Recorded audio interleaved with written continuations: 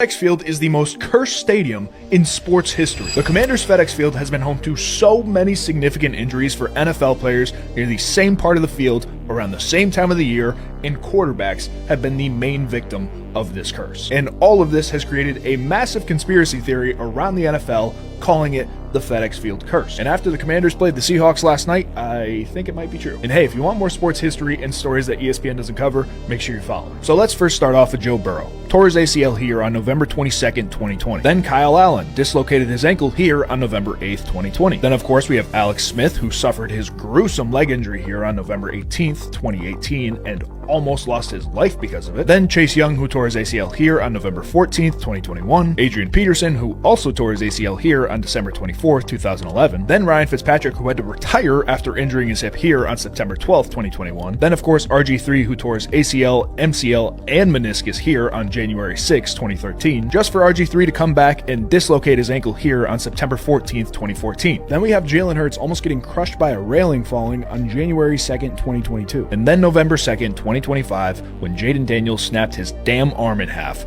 right here. And on top of that, Marshawn Lattimore also tore his ACL. We don't know where that happened on the field. And also, one of the Commanders' best receivers, Luke McCaffrey, breaks his collarbone. And I'm sure there's also dozens of others that I'm missing. But I think it's safe to say that FedEx Field has become a graveyard for superstars. But I want to know, is this just a coincidence, or is FedEx Field really cursed?